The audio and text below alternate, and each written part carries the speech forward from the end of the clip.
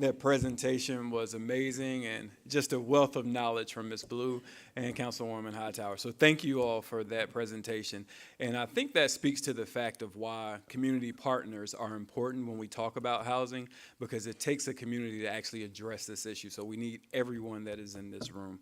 Next up, we will have a presentation from students at North Carolina A&T State University, led by Dr. Bob Powell and also Jerome Myers. When we talk about community and neighborhood, this is one of the things that we like to say we focus on. So kudos to Mr. Myers for reaching out to the university and having students be involved in looking at a site and thinking about planning, beautification, and what goes on that site. Me, little bit, my humble beginning started on minimum housing with volunteer service in the city of Greensboro, and from there I went to the zoning commission. Longtime zoning commissioner back there, probably zoning commission emeritus Paul Gilmer. He's been on there longer than anyone ever in the city of Greensboro.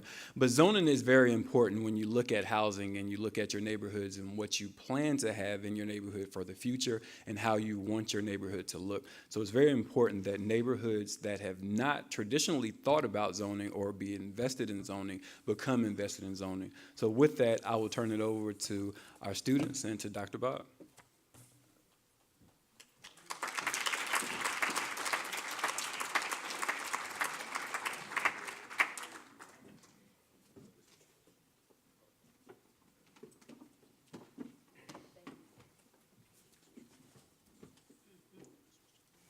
So they told me 5. Couldn't count.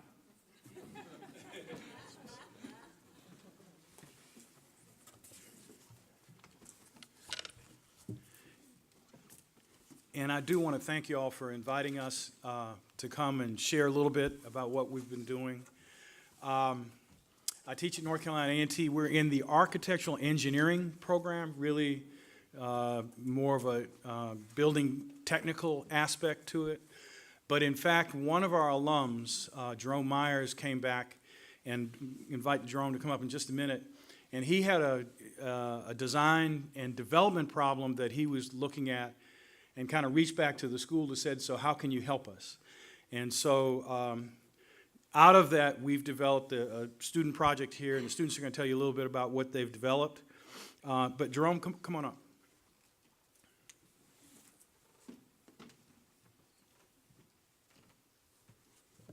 This is simple, 2 buttons. Let's see if I can make this work. So, good morning, everybody. It's so amazing to be here. It's hard to believe that my little project that we started with back in, what was that, May or June of last year, put us here on this stage, but I'm extremely grateful to have the opportunity to speak on it. And I'll start with, I left A&T, went to Virginia, got into engineering, project management, construction, and then I decided that I was going to go into real estate full time instead of having it as a side hustle. And I wanted to come back home. A&T became home when I left Fayetteville, and I'm back here. I loved Greensboro when I was here, and now we want to make an impact on the community.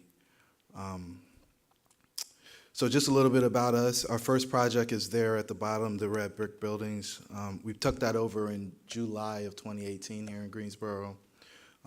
Today we have about 75,000 square feet of workforce housing. It's about 78 units, about 25 acres of land, and complete focus on workforce housing. And that ties hand in hand with affordable housing. If people are working, they got a reasonable wage, we feel like they can qualify for the majority of our units. We're on a mission to acquire about 1,000 doors, and all of our money is from private investment, so we feel like we can accomplish that with about 100 people. This project came as a kind of a result of our Industrial Advisory Board for Civil, Architectural, and Environmental Engineering talking about having projects that the students can work on and really cut their teeth before they go into industry. And so we came in, and I served as a client on this project and gave them an opportunity to talk about it. Our second big buy in Greensboro is right there off Spring Garden. That's the top picture on the left, or on the right. A&Ts are linked to Greensboro, and we got to kind of Eastside Park, Willow Oaks area after being presented a small 4-lot development deal off of Textile. I ended up talking to Diane Arkin with the city of Greensboro, and she said, that's going to be a really tough project, but there's some other stuff that's a little more friendly for you to cut your teeth in Greensboro. And so she started showing me different lots around the city that were zone multifamily, which is our focus, and the ones that we settled on were over in Eastside Park. So the red highlight is the Eastside Park community. Collegiate Commons is over on the top left. And to take things all the way back to 2002, when I moved into Collegiate Commons, a friend and I were sitting on the porch of one of those buildings that you see there, and if you look in the very center of the circle, you'll see houses. So we were in the middle of, people in college and watching economic disparity. It's like you cross over the street, you see drugs, you see prostitution, you see all these things that are not desirable for the vast majority of the population.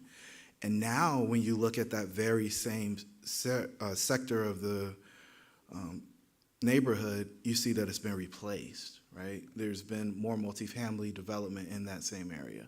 So all of those homes were bought up, and a developer put that together, and it was like, when we were sitting there on the porch looking at that housing, we were like, what if we could do what these folks did here? And it's not to push people out of their homes or not to allow people to have an affordable place to live, but how do you improve the tax base in a community so that you get those resources flowing to that community? That, for us, was something that we thought was pretty cool. And I was like, we're going to go do that.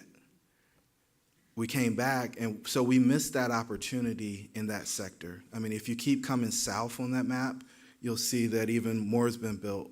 And one of the lots that I thought was available, if you look at the picture on the right, at the very bottom, there's a little green space right beside Highway 29. That's being developed today. So there's a ton of growth going, and a lot of that's being driven by the university. A&T's enrollments jumped over 12,000 this year, and that's as large as university has ever been.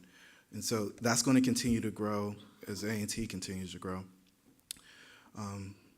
So here's kind of a 3D view. And after I left the meeting with Diane, I started driving and looking at the lot she was telling me about. And so I looked at Willow Oaks, and then I started reading the history on Willow Oaks and the big investment that happened before the recession.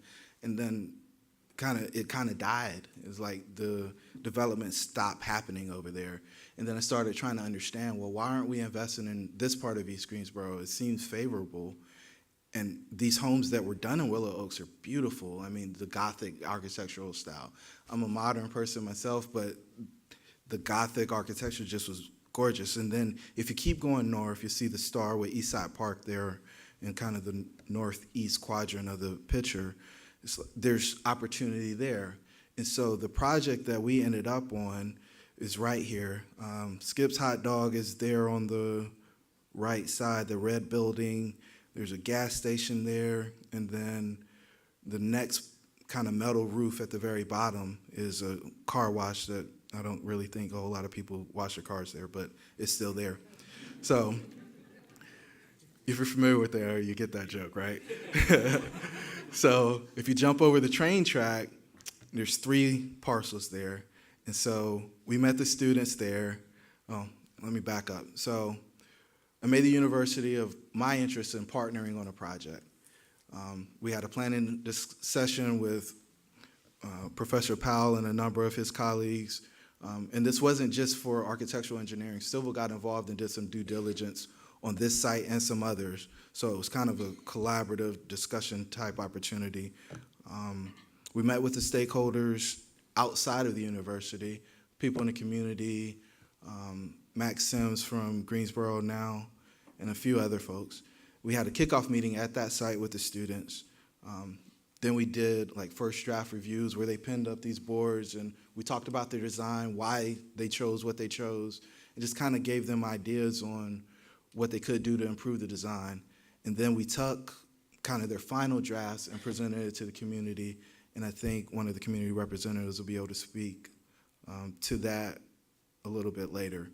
And then from there, we've went off. We bought a few other properties in the interim, but we're still trying to figure out how to make that work.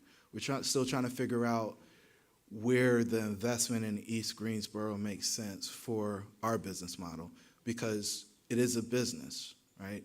We have investors, they want returns, and so how do we partner with the community to make a positive impact and also make our investors money? And one of my biggest investors, he calls it altruistic investment, right? He wants to make a difference with his dollars, but he does want to make money on the dollars he invests. This is not charity for him. And so how do we make that work? You know, housing voucher programs work. You know, if you have a Section 8 voucher, you can qualify for one of our units, and we're glad to bring those folks in. We screen those tenants just like we would screen any other tenant. So, you know, that's kind of the fix for us. That's a challenge that we have, and we're trying to figure out. Glad to see John here, because that data that he's presented, I've been in a couple of sessions with him, and it's just amazing. The investment in Greensboro, the case for investment in Greensboro is compelling. It's absolutely compelling, especially when you compare it to Charlotte and Raleigh for the price per door that I can buy a unit versus what I can rent a unit at. But, you know, how do you make it in the areas that don't typically get the investment? The people make the investments where they feel like the capital's safe. And it's my responsibility to my investors to do that.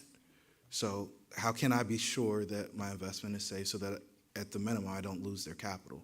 But we like to give folks a return too, because then you can continue to do good. And so with that, I'll turn it back over to Professor Powell and the students. Great.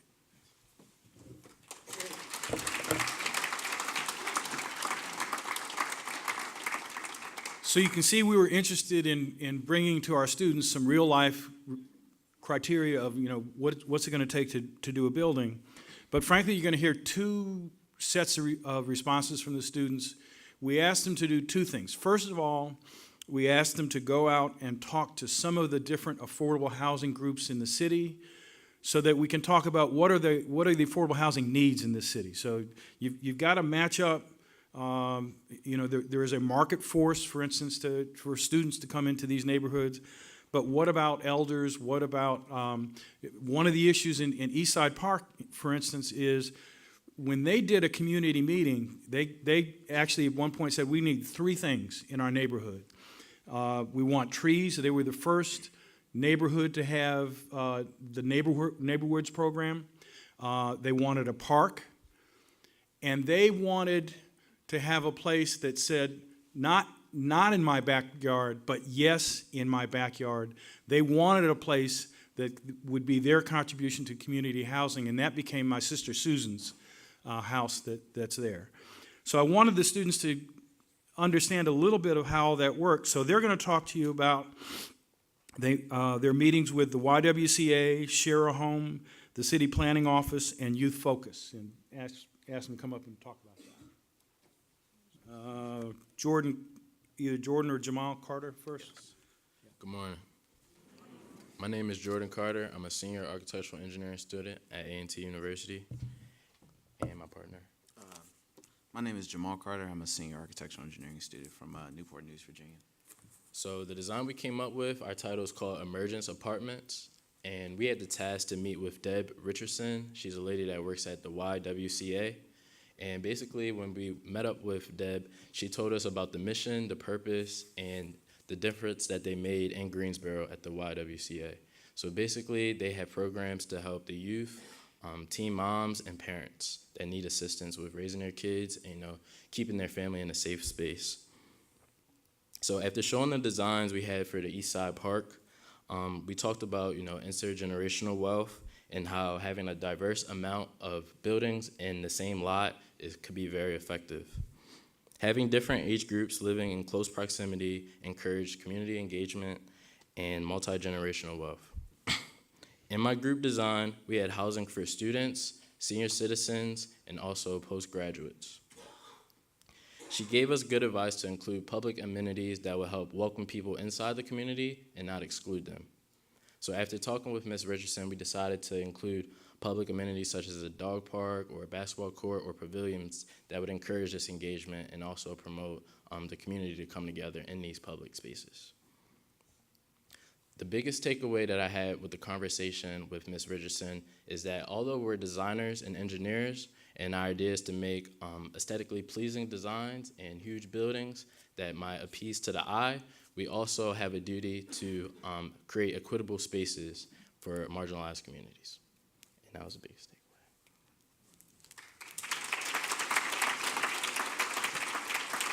Jeremy, that's a good way to do it. Just have the group talk about what you heard from the group and your design at the same time. Okay. So the next group that'll come, next person will come up with Jamaal Monger.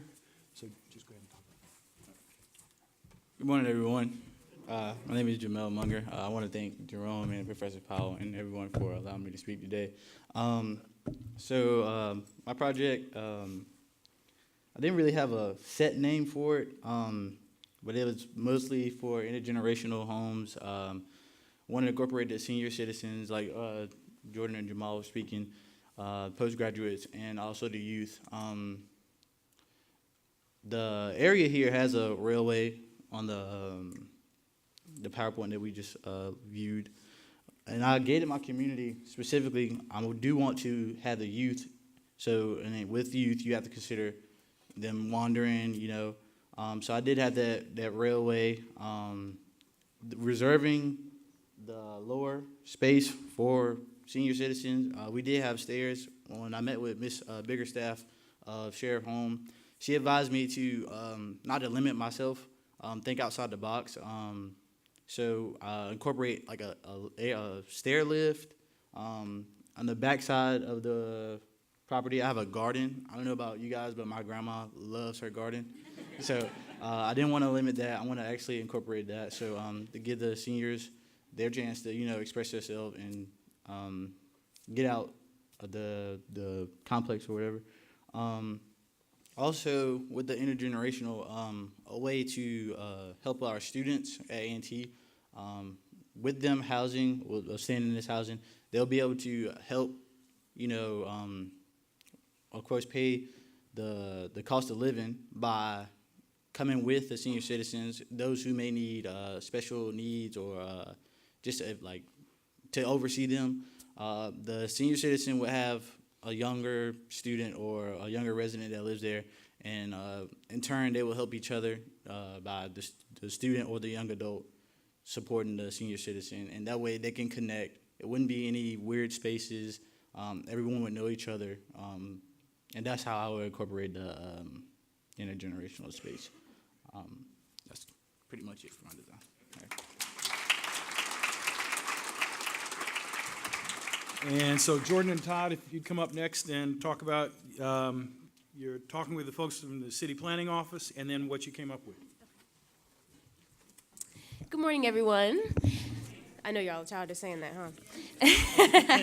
huh? My name is Jordan Womack. I am a senior architectural engineering student from the North Carolina A&T State University.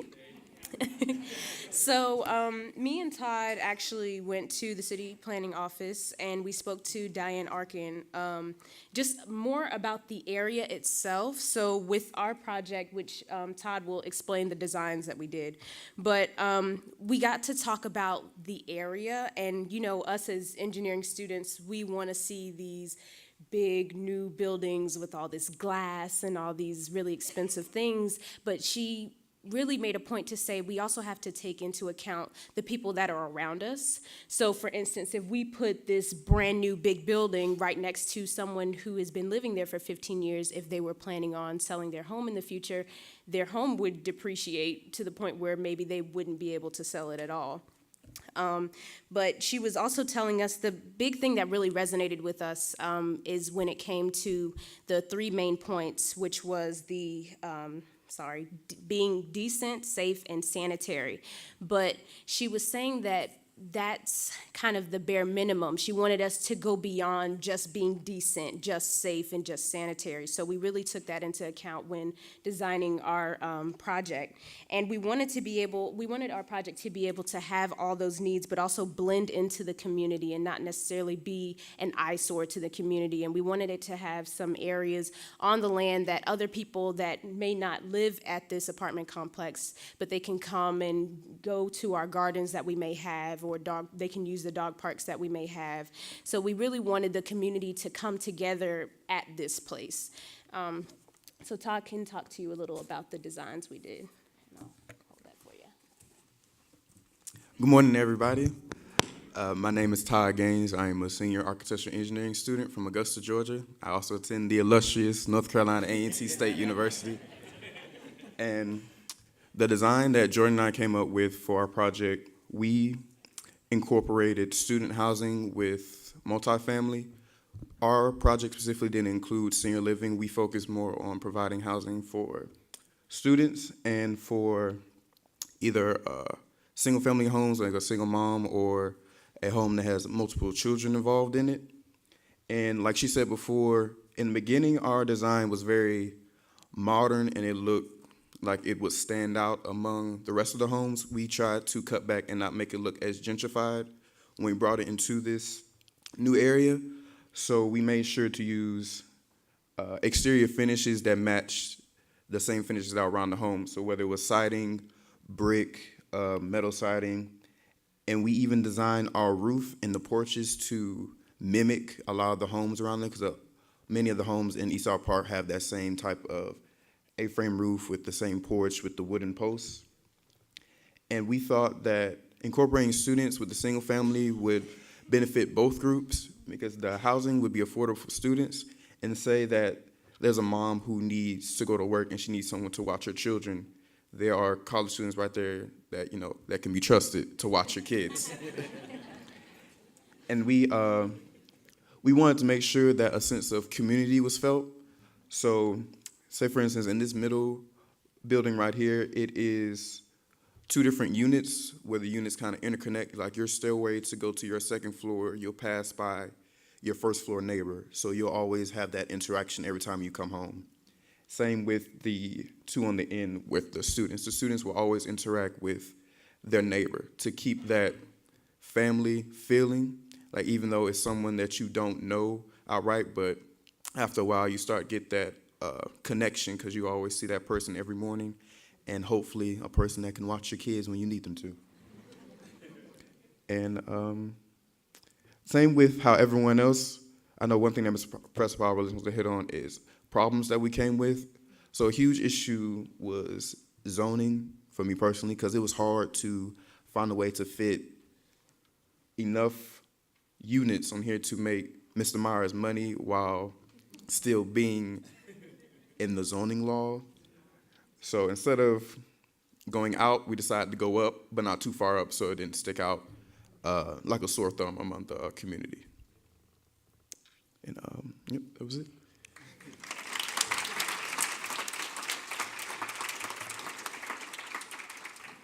And so we have one more group, Michael Worthen and Darius Bellamy, who met with the Youth Focus folks. Good morning, everybody.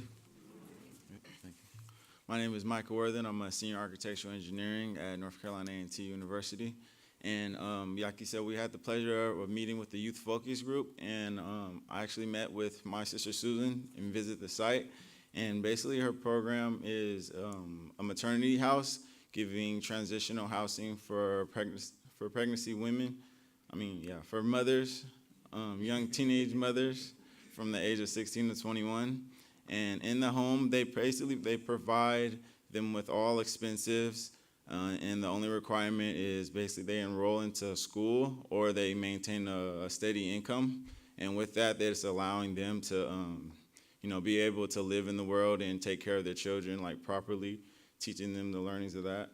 And so basically with her program in the facility, she has libraries, a garden so they could partake and focus on growth, and they provide transportation to all of them to get to their school or either their job they need to be at. So basically the only thing they need to worry about is focusing on their scheduling, budgeting, and their children. And with that, we wanted to make a design that build up on that program as well, because she announced to us that it benefited the community just because of the awareness of the site. So it brought more like care to the area, everybody around it. I noticed in the area like a lot of families, so a lot of them would help to provide for that program. And with our design, we wanted to make a more of an open space for that, so provide more housings for those women. And then I'll have Jarius talk a little bit more about that.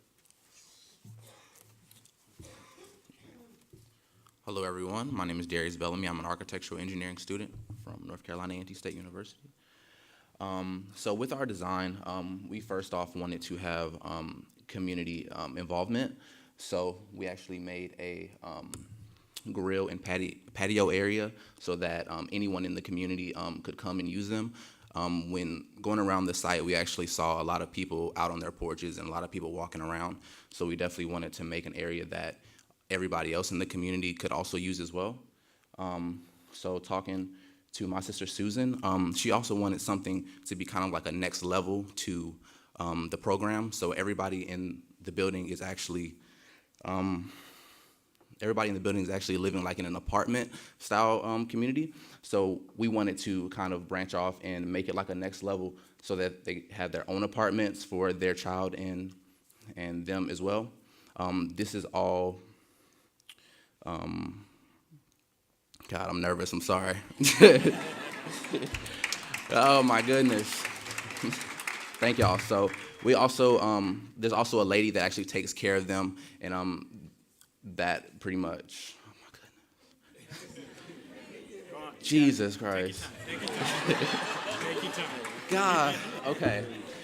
So there's also a lady that takes care of them and that actually gives them everything that they need. So we actually built another building for that lady to actually be there and to help them with anything that they also need. And that is pretty much it.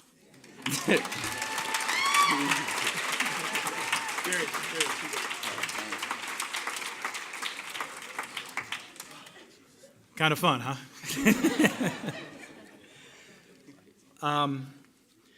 So you can see, I mean, the students come up, as students do, they come up with kind of their own ideas.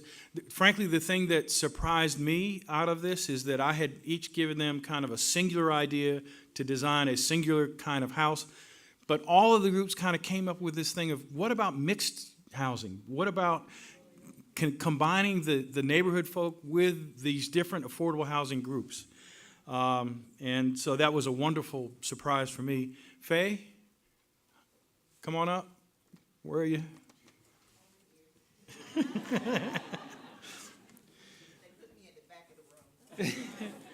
So as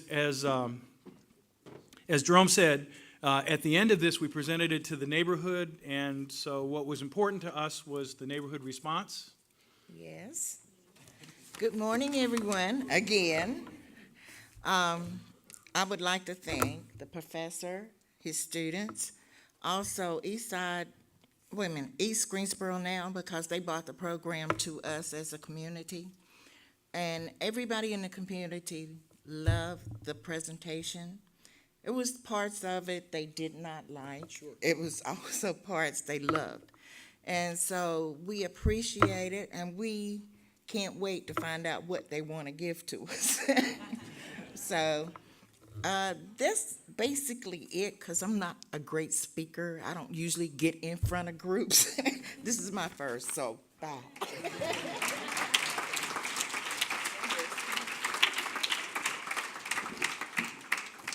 And frankly, we hope, and I know Councilwoman Hightower was there, and so the issue here is not that any of these particular projects would be developed and built, but the idea was just to simply get out some ideas so that the neighborhood, when an actual developer came to them with some ideas, had some notion of some of the things they did want and some of the things they don't want. And it was good to have that conversation with them. And so we're happy to have left kind of this product with the neighborhood. We may have a little extra time here, so boss? Do you have any questions for the students or for Mr. Powell as they move through this project? Yes, thank you for the presentation. Wonderful. I'm so excited about this.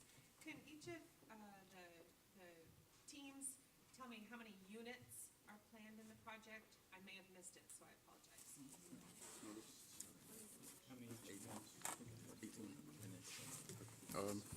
For Jordan, our project, our units were 9, and reason we chose that number is because for housing like this, you have to provide a certain number of parking spaces, and that also is included in the zoning and the amount of space that we had. So you couldn't go over 9 or 10 units because then that would require a very large parking lot that space then wasn't able to provide.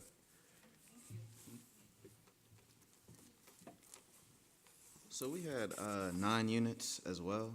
That's because of the zoning requirements required for the ordinance. But we had 2 studios, 3 2-bedrooms, well, I think 4 2-bedrooms, and then 3 1-bedroom apartments.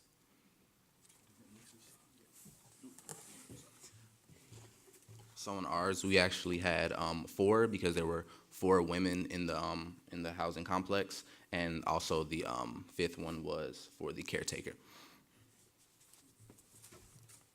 So I had a total of 9 as well. For this one, it's like a 2-sided apartment. All of my spaces are studio, like an open concept. I didn't want to limitate what the client or the resident could do within their space. So this one has 2 on each side, 3 floors high, so a total of 6. And this is a 1-bedroom, 2 floors high, so a total of 8. And this one is like it might could be Jerome's little palace or whatever. So that'll be totaling 9. And we did also consider the parking restrictions. Other questions? Yes. I just wonder what the neighbors did like and didn't like, or what they want. Okay. You remember? Okay. I'll come to you. You can stay over there. I need to get my steps. So when we presented our idea to the community, thank you, the first time, I know specifically for Jordan, our design, they didn't like our exterior because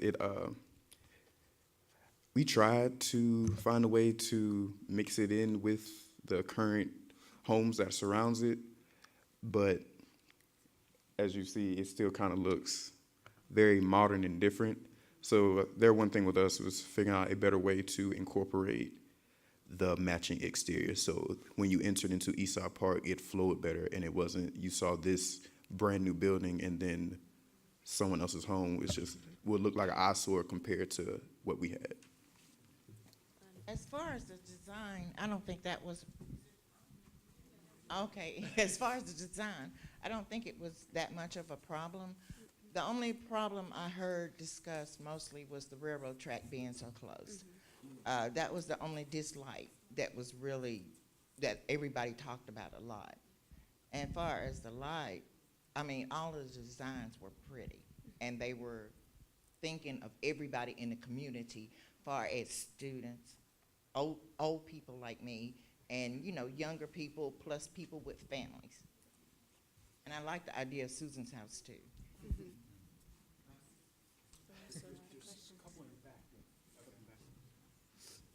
Have y'all done any analysis of the cost of both of the construction and what the potential rent or would be, and how affordable this is going to be for people who live in that area?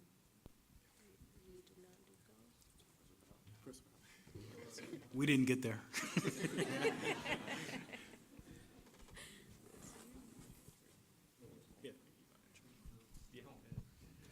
So we did look, there aren't really any great rent comps because multifamily there hasn't been built in a really long time, right? So the units that are there are probably 1950 vintage, and it's a quad or a duplex here or there. So to plop 8 down right there, there's nothing that's comparable. The thing about workforce housing, Class B, Class C, is it's something that was Class A and it's aged, right? And then there's people like me who buy that stuff and retrofit it, rehab it, and move folks into similar to new but not new conditions. So I think from a rent perspective, you're probably somewhere between $650 and $850, depending on finishes. and to cost, it's probably somewhere between 100 and 125,000 per door. Hi. A lot of times, fair housing discrimination takes place because people assume that like generations wish to reside together. And so there's a lot of steering and things like that that happen, especially in more intimate communities like the ones that you've designed. What I'm interested in hearing from the students, because a lot of people assume that students only wish to live with students, or younger populations only wish to live with younger populations. Can you share why you found it appealing to design something multi-generational and how that would appeal to you to kind of bust some of the myths about young people only wanting to reside together?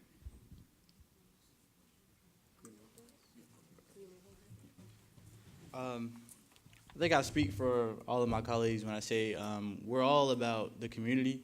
We always want to get that, give back if we can. I think this would be a great opportunity to have it be designed. Like I said in my design, we're willing to help the senior citizens. We can always gain information from those older than us, and they'll give us that time to do that. So, and A&T, we're always trying to do something different. We're not like anybody else. So we're gonna push for the intergenerational. I think it's very good. It's just breaking the norm. That's why I chose to go intergenerational.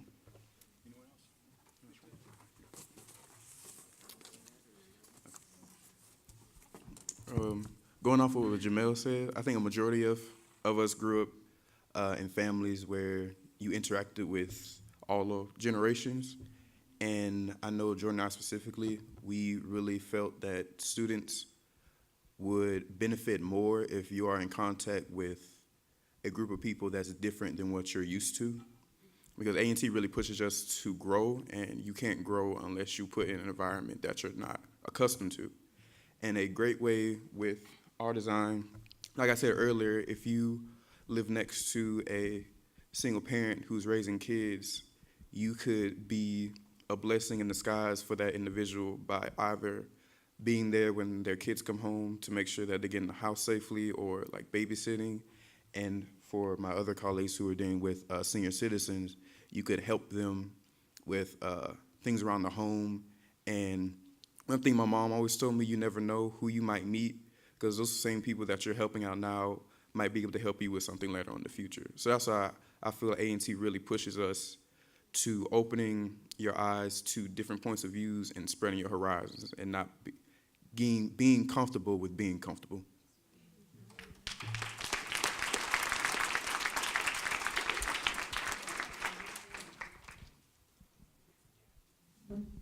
Wow, over here. Yeah. Okay, you know me, the designer here. This is really exciting, this whole idea of multi-generational housing. And Jamaal, I think you started to talk a little bit about the interior layout questions or challenges when you start bringing different tenures together.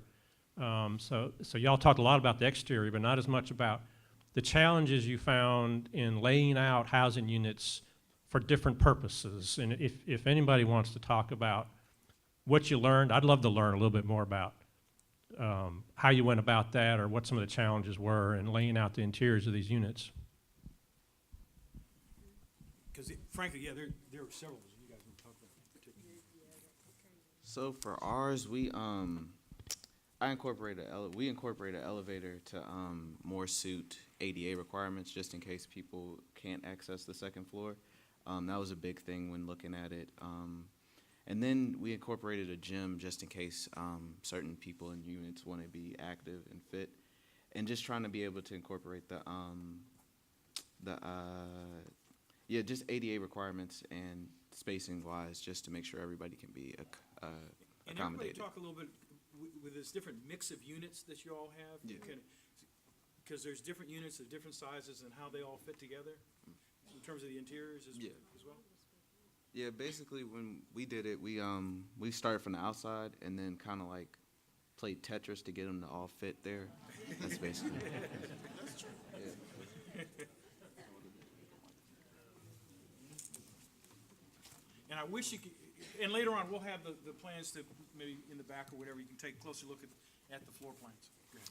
And then for ours, like I said, we built ours basically off of my sister Susan's. So we were wanting to provide each resident with their own space kind of look, and fitting that into the zone regulations. We just came up with 3 different units, giving them all like yards, backyards, and just space for them to, you know, have their own lifestyles.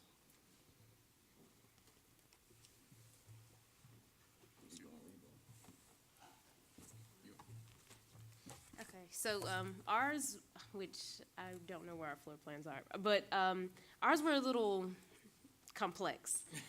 So on the ends, we had 2 loft-style units. Those would be more geared towards maybe the students that would come and live in the, oh, great.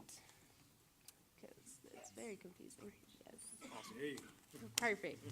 Okay, so yes, we had 2 loft-style units that were 1 bedroom that would be on the ends of the apartment, and then it kind of stacks. So the way we had it was 1 bedroom, and then we had two bedrooms stacked, and then we had, was it 3 bedrooms?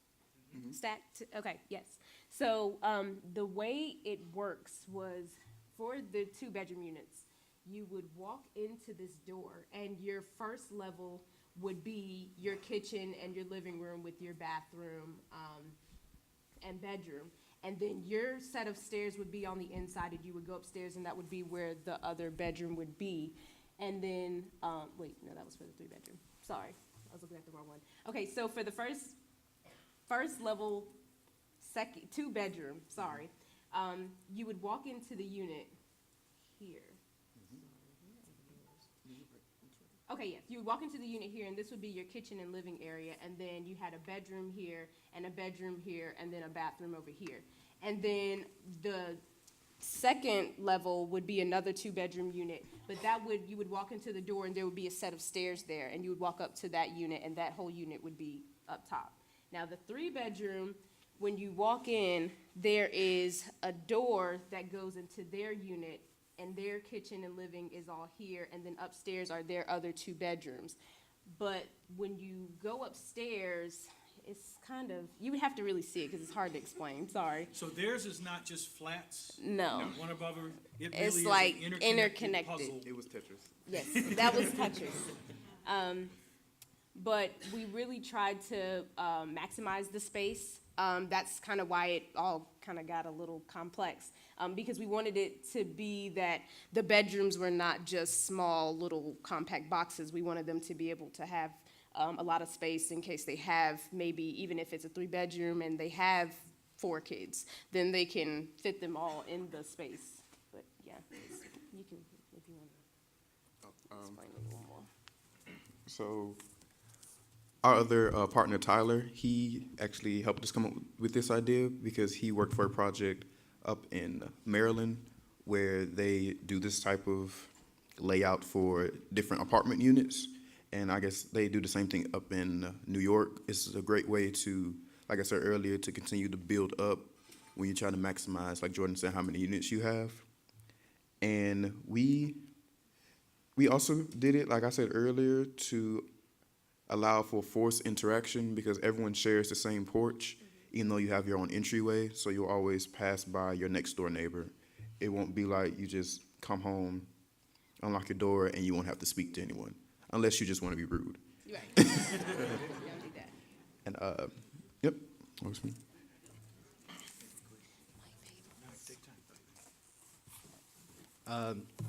Again, so mine was a studio, so it's an open concept. I love modern architecture, and with modern architecture, they do a lot of open space.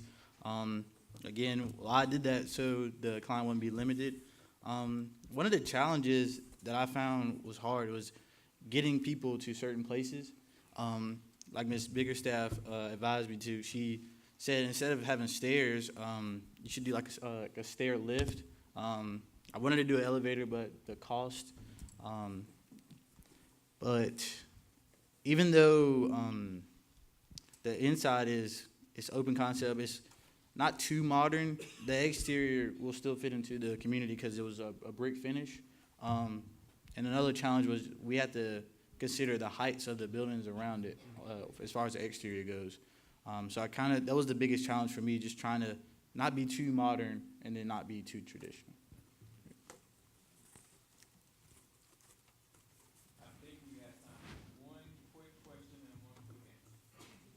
I was just curious with the impact this project has had on all of you, you know, what you've had to think about and work through, and how has that made you think or maybe change your direction as you start to think about going out of school and how you're going to impact the community? Does anyone have something they would like to share about that? So when I was a freshman in college, I always said that my passion was, real estate and residential, but I was always amazed by, the mansions and the celebrity houses and everything. But during this project and talking to the different community leaders, like I said, it's kind of like my duty to use my position and my knowledge as an engineer to now help the community. So now I do still have an interest in, building, luxury mansions and all of that, but also I need to, take a priority in affordable housing. So now I'm an advocate for it.